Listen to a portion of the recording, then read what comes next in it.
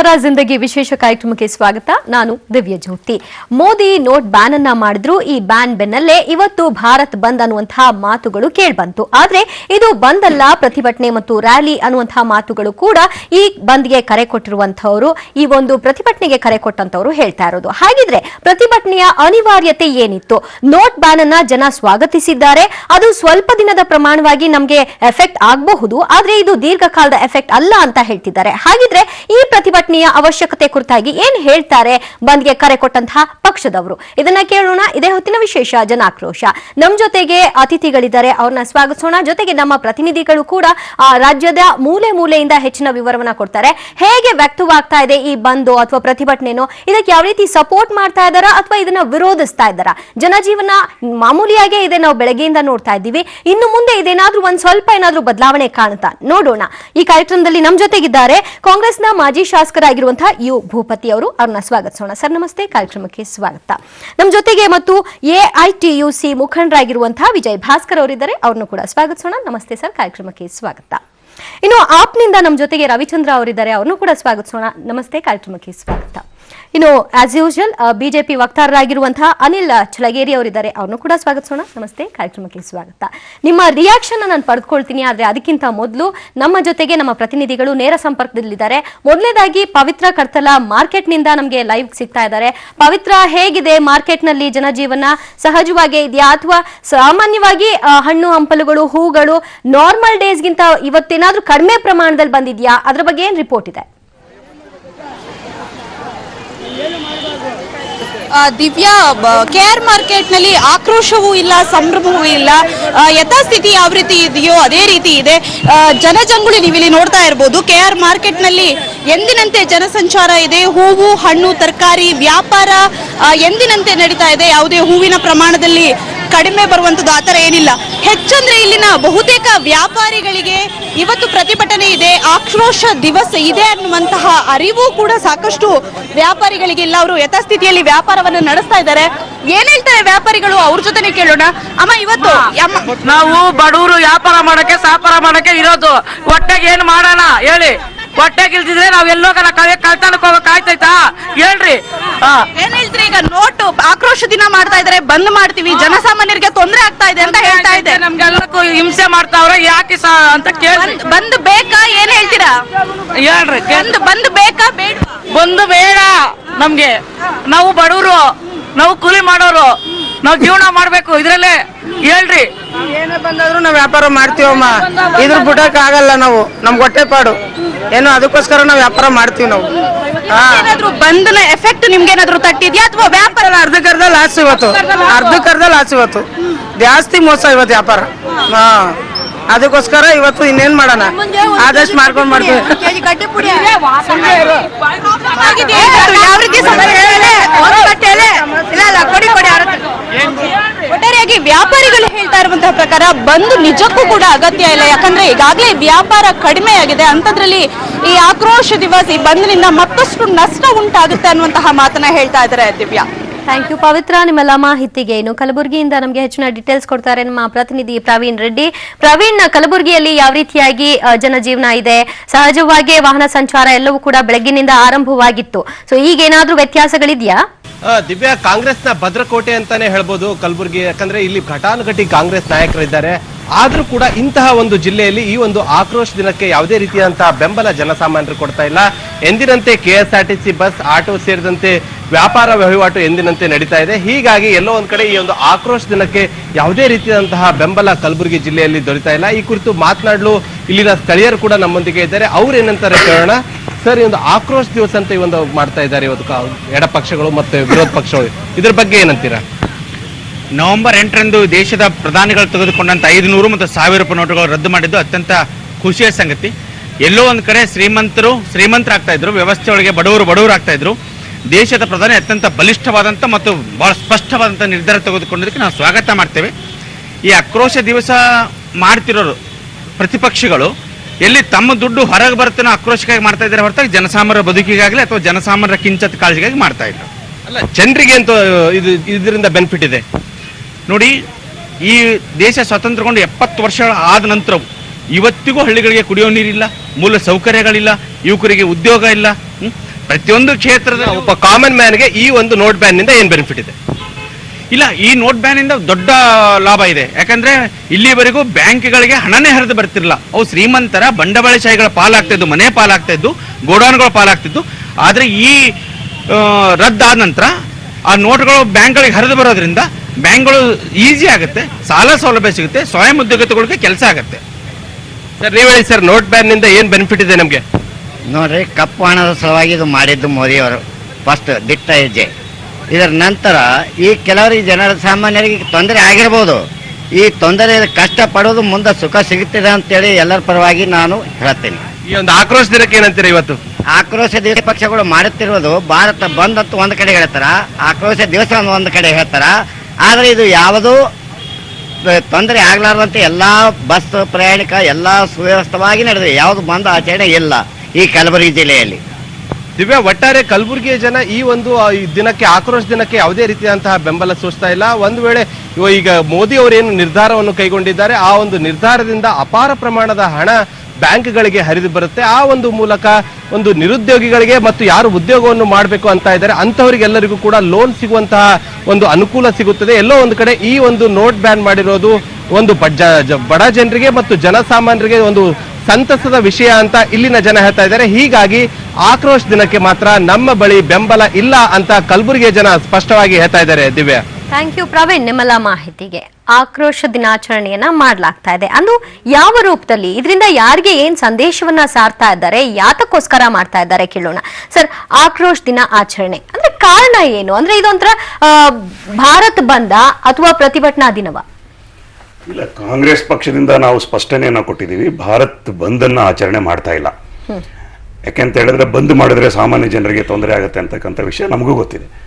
ಆದರೆ ಮೂಲಭೂತವಾಗಿ ಪ್ರಧಾನಮಂತ್ರಿಗಳು ಈ ಡಿಮಾನಿಟೈಸೇಷನ್ ಏನಿದೆ, ನೋಟುಗಳ ನಿಷೇಧದ ನಂತರ ಪಾರ್ಲಿಮೆಂಟಿನ ಅಧಿವೇಶನದಲ್ಲಿ ರಾಜ್ಯಸಭೆಯಲ್ಲಾಗ್ಲಿ ಲೋಕಸಭೆಯಲ್ಲಾಗ್ಲಿ ಕೆಲ ಹೊತ್ತು ಕೂತು ಹೋಗಿರೋದು ಬಿಟ್ರೆ ಅವ್ರು ಯಾವುದೇ ಸ್ಪಷ್ಟನೆಯನ್ನ ಯಾಕೆ ನಾನು ಈ ನೋಟು ನಿಷೇಧವನ್ನ ಮಾಡಿದೆ, ಯಾವ ಕಾರಣಕ್ಕಾಗಿ ಮಾಡಿದೆ ಅಂತಕ್ಕಂಥ ಒಂದು ಹೇಳಿಕೆಯನ್ನ ಇಲ್ಲಿವರೆಗೂ ಅವರು ಪಾರ್ಲಿಮೆಂಟ್ ಅಲ್ಲಿ ಕೊಡ್ಲಿಲ್ಲ.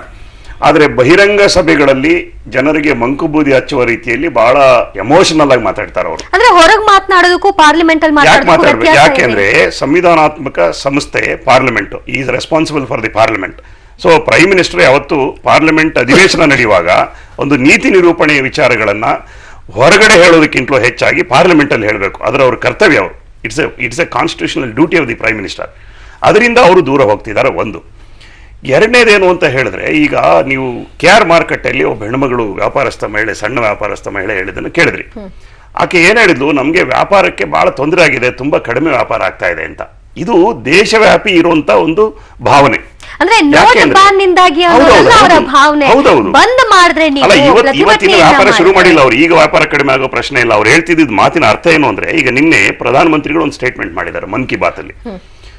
ನಾನು ಆ ಮಾತನ್ನ ಸ್ವಾಗತಿಸ್ತೀನಿ. ಯಾಕೆ ಅಂತಂದ್ರೆ, ಈ ನೋಟು ನಿಷೇಧದಿಂದಾಗಿ ದೇಶದಲ್ಲಿ ಆರ್ಥಿಕ ವ್ಯವಸ್ಥೆಗೆ ಹಿನ್ನಡೆಯಾಗಿದೆ ಅನ್ನೋದನ್ನ ನಾನು ಒಪ್ತೀನಿ ಅನ್ನುವಂತ ಮಾತನ್ನ ಹೇಳಿದ್ದಾರೆ ಅವರು. ಆದ್ರೆ ಅದನ್ನ ಸರಿದೂಗಿಸೋದಕ್ಕೆ ಸಮಯ ಕೂಡ ಅದನ್ನೇ ಸರಿದೂಗಿಸೋದಕ್ಕೆ ಸಮಯ ಬೇಕು ಅಂತ ಅವ್ರು ಕೇಳಿರೋದು ಕೇವಲ 50 ದಿವಸಗಳು ಮಾತ್ರ.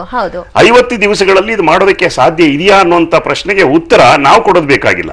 ನಿನ್ನೆ ರಿಸರ್ವ್ ಬ್ಯಾಂಕಿನ ಗವರ್ನರ್ ಆದಂತ ಉರ್ಜಿತ್ ಪಟೇಲ್ ಅವರು ಒಂದು ಹೇಳಿಕೆ ಕೊಟ್ಟಿದ್ದಾರೆ. ಮೊದಲನೇ ಬಾರಿಗೆ ಅವ್ರು ಮಾತಾಡಿದ್ದಾರೆ. ನೋಟು ನಿಷೇಧದ ನಂತರ ಉರ್ಜಿತ್ ಪಟೇಲ್ ಅವರು ಬಹಿರಂಗವಾಗಿ ಕಾಣಿಸ್ಕೊಂಡು ಮಾತಾಡಿರೋದು ಮೊದಲನೇ ಸಾರಿ. ಅವ್ರು ಏನ್ ಹೇಳಿದ್ದಾರೆ ಅಂತ ಹೇಳಿದ್ರೆ, ಈ ಡಿಮಾನಿಟೈಸೇಷನ್ ಅನ್ನೋದೇನಿದೆ, ನೋಟುಗಳ ನಿಷೇಧ ಅನ್ನೋದೇನಿದೆ, ಇದು ಜೀವಮಾನದಲ್ಲಿ ಒಂದು ಸಾರಿ ಮಾತ್ರ ಮಾಡೋದಕ್ಕೆ ಸಾಧ್ಯ ಅಂತ. ಆದ್ರೆ ಈ ದೇಶದಲ್ಲಿ 1946ರಲ್ಲಿ ಒಂದ್ಸರಿ ನಿಷೇಧ ಆಗಿದೆ, ಆಮೇಲೆ 1978ರಲ್ಲಿ ಒಂದ್ಸರಿ ನಿಷೇಧ ಆಗಿದೆ. ಈಗ ಇವ್ರು ಮಾಡ್ತಾ ಇರೋದೇನಿದೆ, ಇವತ್ತು ಸನ್ಮಾನ್ಯ ನರೇಂದ್ರ ಮೋದಿ ಸಾಹೇಬರು ಮಾಡಿರೋದೇನಿದೆ, it is not a demonetisation, it is an exchange of new currencies in place of old currency ಅಷ್ಟೇ. ಯಾಕೆ ಅಂತ ಹೇಳಿದ್ರೆ, ಬಂದೆ ಕಾಳಧನದ ವಿಚಾರಕ್ಕೆ ನಾವು ಇದರ ಉದ್ದೇಶವನ್ನ ಸ್ವಾಗತಿಸ್ತೇವೆ. ಕಪ್ಪು ಹಣವನ್ನ ಹೊರಗಡೆ ತೆಗೆಯೋದಕ್ಕೆ ನಮ್ಮ ಬೆಂಬಲ ಇದೆ. ಆದ್ರೆ ಇವರ ಮಾಡುವ ರೀತಿ ಇದೆಯಲ್ಲ, ಇವರು ಮಂಕುಬೂದಿ ಹಚ್ಚುವ ರೀತಿ ಇದೆಯಲ್ಲ, ಅದು ಸರಿಯಲ್ಲ. ಯಾಕೆ ಏನ್ ಮಾಡಬಹುದಾಗಿತ್ತು ಕೇಳ್ತೀನಿ ನಾನು ನಿಮ್ಮನ್ನ. ಎಲ್ಲರ ರಿಯಾಕ್ಷನ್ ಪಡ್ಕೊಂಡ್ಬಿಡೋಣ. Sir, your first comment. ಇದನ್ನ ಭಾರತ್ ಬಂದ್ ಅಲ್ಲ ಅಂತ ಹೇಳಿ ಎಲ್ಲ ಪಕ್ಷಗಳು ಹೇಳಿದಾವೆ. ಇದು ಪ್ರಾರಂಭ ಇದಾಗಿದ್ದೇನೆ ಮಮತಾ ಬ್ಯಾನರ್ಜಿಯವರು ದಿಲ್ಲಿಗೆ ಬಂದು ಪ್ರತಿಭಟನೆ ಶುರು ಮಾಡಿದ ಮೇಲೆ. ಅದಾದ ಮೇಲೆ ಎಲ್ಲ ಪಕ್ಷಗಳು ಸಹ ತಮ್ಮ ಅಭಿಪ್ರಾಯ ಕೊಟ್ಟಿದೆ. ಆಮ್ ಆದ್ಮಿ ಪಾರ್ಟಿ ಕೂಡ ಅದಕ್ಕೆ ದೊಡ್ಡ ಪ್ರಮಾಣದಲ್ಲಿ ಭಾಗವಹಿಸಿದೆ. ಈ ಒಂದು ಇದನ್ನು ಭಾರತ್ ಬಂದ್ ಅಂತ ಪ್ರಚಾರ ಮಾಡೋದೇನೆ ಅದು ಒಂದು ಕಿಡಿಗೇಡಿತನ ಅಂತ ನನ್ನ ಭಾವನೆ. ಇದು ಆಕ್ರೋಶ ದಿವಸ ಅಂದರೆ ಜನ ಕ್ಯೂನಲ್ಲಿ ನಿಂತು ಬೇಸತ್ತಿದ್ದಾರೆ, ಅವ್ರ ಆಕ್ರೋಶಕ್ಕೆ ನಾವು ಧ್ವನಿ ಕೊಡ್ತೀವಿ ಅಂತ ರಾಜಕೀಯ ಪಕ್ಷಗಳು ಹೇಳಿದ್ರೆ ಅದು ಇದು ಪ್ರಧಾನಮಂತ್ರಿಗಳದ್ದು ಆರ್ಥಿಕ ನೀತಿಯ ತೀರ್ಮಾನ ಅಲ್ಲ, ಇದು ರಾಜಕೀಯ ತೀರ್ಮಾನ. ಇದು ಆರ್ಥಿಕ ತೀರ್ಮಾನ ಆಗಿದ್ದರೆ ರಿಸರ್ವ್ ಬ್ಯಾಂಕ್ ಗವರ್ನರ್ ಹೇಳಬೇಕಾಯಿತು, ರಿಸರ್ವ್ ಬ್ಯಾಂಕ್ ಘೋಷಣೆ ಆಗಬೇಕಾಗಿತ್ತು. ಇದು ಪ್ರಧಾನಮಂತ್ರಿಗಳು ಫೈನಾನ್ಸ್ ಮಿನಿಸ್ಟ್ರಿಗೂ ತಿಳಿಸಿದೆ, ಕ್ಯಾಬಿನೆಟ್ಗೂ ತಿಳಿಸಿದೆ, ಅವ್ರನ್ನೆಲ್ಲ ರೂಮಲ್ಲಿ ಕೂಡಾಕಿ ಅನೌನ್ಸ್ ಮಾಡಿರೋದನ್ನ ರಾಜಕೀಯ ಪಕ್ಷಗಳು ಸಹಜವಾಗಿ ರಾಜಕೀಯ ಪ್ರತಿಕ್ರಿಯೆ ಮಾಡ್ತವೆ. ಇದನ್ನ ಕಪ್ಪು ಹಣದ ವಿಚಾರದಲ್ಲಿ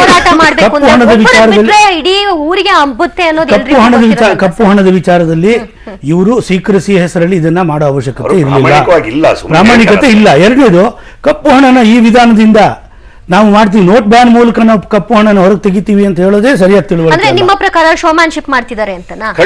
ಖಂಡಿತವಾಗಿ ಅವರಿಗೆ ರಾಜಕೀಯವಾಗಿ ಅವರು ಹಲವಾರು ಮುಜುಗರದ ಪ್ರಶ್ನೆಯನ್ನು ಎದುರಿಸ್ತಾ ಇದ್ರು. ವಿದೇಶದಿಂದ ನಾನು 80 ಲಕ್ಷ ಕೋಟಿ ದುಡ್ಡು ಅಂತ ನಿಮ್ಮ ಅಕೌಂಟಲ್ಲಿ 15 ಲಕ್ಷ ಹಾಕ್ತೀವಿ ಅಂತ ಚುನಾವಣೆಯಲ್ಲಿ ಹೇಳಿದ್ರು. ಆ ಪ್ರಶ್ನೆಗಳು ಬರ್ತಾ ಇದ್ದಾಗ ಕೊನೆಗೆ ಏನೋ ಮಾಡಿದೆ ಅಂತ ಹೇಳಿಸ್ಕೊಳ್ಳೋಕ್ಕೋಸ್ಕರ ಮಾಡಿರೋದಷ್ಟೇ ಇದು. ಇದರಿಂದ ಕಪ್ಪು ಹಣನೂ ಆಚೆ ಬರೋದಿಲ್ಲ ಅನ್ನೋದು ಅವ್ರಿಗೂ ಗೊತ್ತಿದೆ. ಇಡೀ ಕಪ್ಪು ಹಣದ ಪ್ರಮಾಣ ಕ್ಯಾಶ್ ರೂಪದಲ್ಲಿರೋದು ಕೇವಲ 5-6%. ಅಲ್ಲ ಸರ್, ಈಗ ವಿಶ್ವಾದ್ಯಂತ ಅಂದ್ರೆ ಅಮೆರಿಕಾದಿಂದ ಚೀನಾದವರೆಗೂ ಎಲ್ಲರೂ ಕೂಡ ಇದನ್ನ ಪ್ರಶಂಸೆ ವ್ಯಕ್ತಪಡಿಸ್ತಾ ಇದ್ದಾರೆ. ಆದ್ರೆ ಪ್ರತಿಪಕ್ಷಗಳಾದವರು ತಾವುಗಳೆಲ್ಲರೂ ಕೂಡ ಇದನ್ನ ವಿರೋಧ ವ್ಯಕ್ತಪಡಿಸ್ತಾ ಇದ್ರಿ.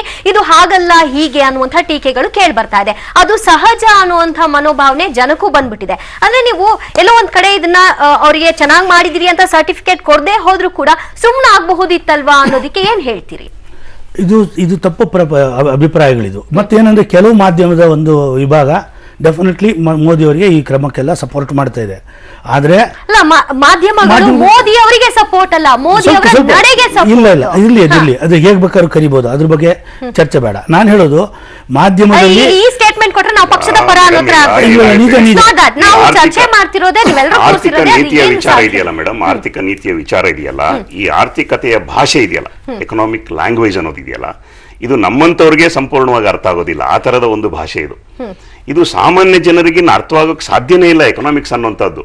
ಆದ್ರೆ ನಮ್ಮ ಪ್ರಶ್ನೆ ಏನಿದೆ ಅಂತ ಹೇಳಿದ್ರೆ, ಅಂದ್ರೆ ಮುಂದಿನ ದಿನಗಳಲ್ಲಿ ಜನರಿಗೆ ಲಾಭ ಇಲ್ಲ, ಲಾಭ ಇಲ್ಲ ಅನ್ನೋದನ್ನ ಹೇಳ್ತಾ ಇದೀವಿ ನಾವು, ಅದನ್ನೇ ಹೇಳ್ತಾ ಇದೀವಿ. ಯಾಕೆಂದ್ರೆ ಮಾಡೋ ರೀತಿ ಮಾಡ್ಬೇಕಾಗಿತ್ತು ಅವರು. ಒಂದ್ ತಿಳ್ಕೊಳ್ಳಿ, ಈಗ ನೀವು 2000 ಒಂದೇ ಒಂದು ಉದಾಹರಣೆ ಮುಗಿಸ್ಬಿಡ್ತೀನಿ. 2000 ಅವ್ರ ರಿಯಾಕ್ಷನ್ ಕೊಡೋದಕ್ಕೆ ಒಂದು ಸಪೋರ್ಟಿಂಗ್ ಆಗಿ ಹೇಳ್ತೀನಿ ನಾನು. 2014 ಪ್ರಾರಂಭದಲ್ಲಿ ಮನಮೋಹನ್ ಸಿಂಗ್ ಅವರು 2005ಕ್ಕೆ ಹಿಂದೆ ಪ್ರಿಂಟ್ ಆಗಿದ್ದಂತ 500 ರೂಪಾಯಿ ನೋಟುಗಳನ್ನ ನೀವು ಬದಲಾವಣೆ ಮಾಡ್ಕೊಳ್ಳಿ ಅಂತ ಹೇಳಿದ್ರು. ಯಾವುದೇ ಸದ್ದಿಲ್ಲದೆ ಎಲ್ಲಾ ಬ್ಯಾಂಕ್ಗಳಲ್ಲಿ ಬದಲಾವಣೆ ಆಯ್ತು. ಬದಲಾವಣೆ ಮಾಡ್ಕೊಂಡ್ರು. ಇಂಥ ದೊಡ್ಡ ಪ್ರಚಾರ, ಇಂಥ ದೊಡ್ಡ ಸುದ್ದಿ ಏನು ಮಾಡ್ಲಿಲ್ಲ. ಇವ್ರು ಹೆಂಗೆ ಅಂದ್ರೆ ಇವ್ರು ಮಹಾಯಜ್ಞ ಅಂತ ಮಾಡ್ತಿದ್ದಾರೆ ಇದನ್ನ. ಈ ಮಹಾಯಜ್ಞದಲ್ಲಿ ಇವ್ರದ್ದು ಮಂತ್ರಕ್ಕಿಂತ ಉಗುಳು ಜಾಸ್ತಿ ಇದೆ. ನರೇಂದ್ರ ಮೋದಿ ಅವ್ರದ್ದು ಮಂತ್ರಕ್ಕಿಂತ ಉಗುಳು ಜಾಸ್ತಿ ಇದೆ. ಮಹಾಯಜ್ಞ ಅನ್ನೋದು ಒಂದು ಧರ್ಮ ಕ್ಷೇತ್ರದ ಒಂದು ಶಬ್ದ. ಅದನ್ನ ಇಲ್ಲಿ ಹಾಕಿ ನಾನು ಮಹಾಯಜ್ಞ ಮಾಡ್ತಿದ್ದೀನಿ ಭಾರತದಲ್ಲಿ ಅಂತೇಳಿ ಜನಗಳಿಗೆ ಒಂದು ಮಂಕುಬೂದಿ ಹಚ್ತಾ ಇದ್ದಾರೆ.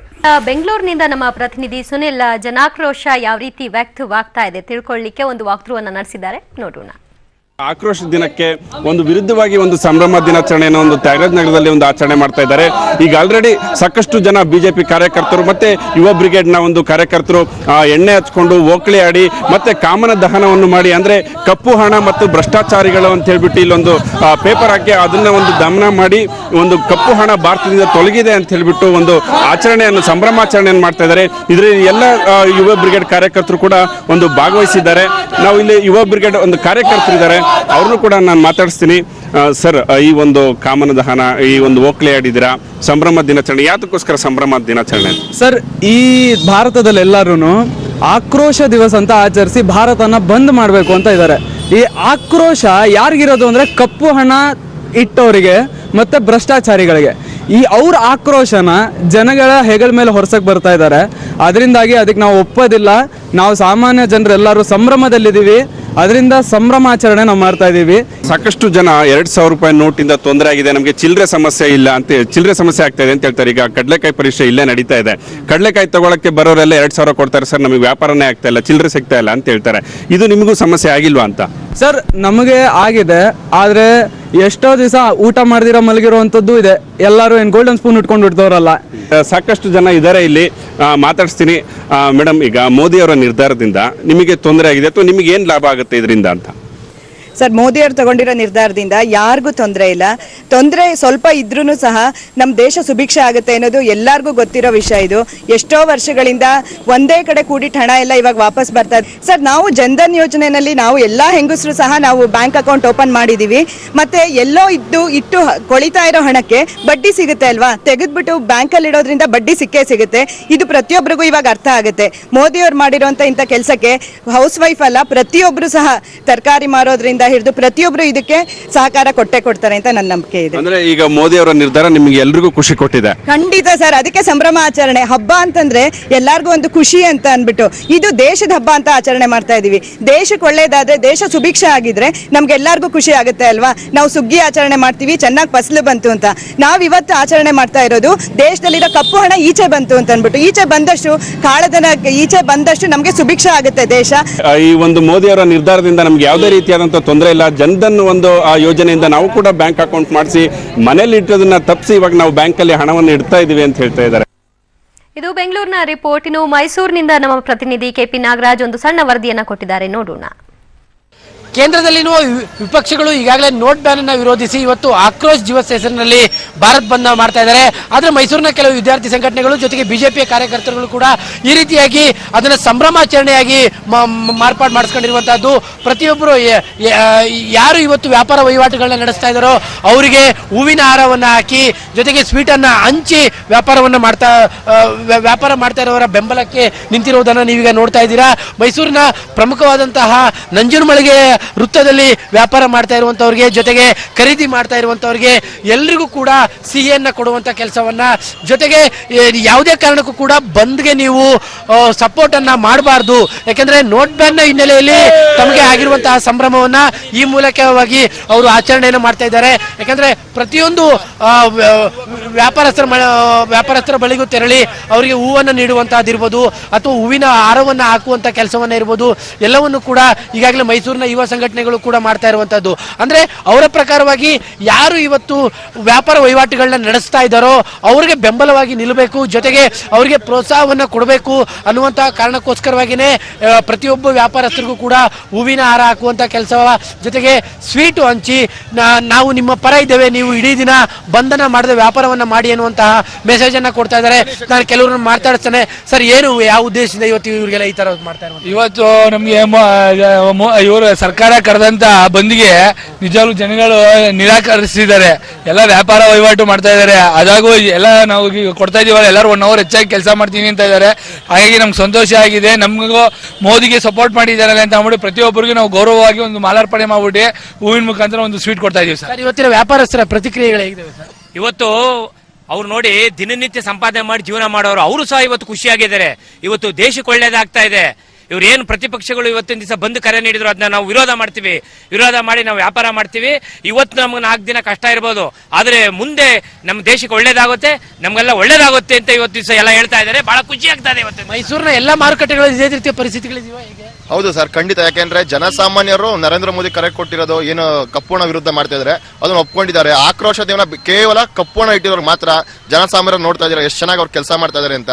ಹಾಗಾಗಿ ಇದಕ್ಕೆ ಯಾವುದೇ ರೀತಿ ಪ್ರತಿಕ್ರಿಯೆ ಇಲ್ಲ ಸರ್. ವ್ಯಾಪಾರಸ್ಥರ ಪ್ರತಿಕ್ರಿಯೆಗಳು ಹೇಗಿದಾವೆ ಸರ್? ನೀವೆಲ್ಲ ಸರ್, ಬೆಳಗ್ಗೆ 6 ಗಂಟೆಗೆಲ್ಲ ಓಪನ್ ಮಾಡಿದ್ದಾರೆ, ನೈಟ್ ಎಲ್ಲ 6 ಗಂಟೆ ತನಕ ತೆಗೆದಿರ್ತೀವಿ ಅಂತ ಹೇಳ್ತಾರೆ. ಯಾವುದೇ ಪ್ರತಿಭಟನೆ ಬಂದರೂ ನಾವು ಜಗ್ಗೋದಿಲ್ಲ, ವ್ಯಾಪಾರ ಮಾಡೇ ಮಾಡ್ತೀವಿ ಅಂತ ನಮ್ಮಲ್ಲಿ ಹೇಳಿದ್ದಾರೆ ಸರ್.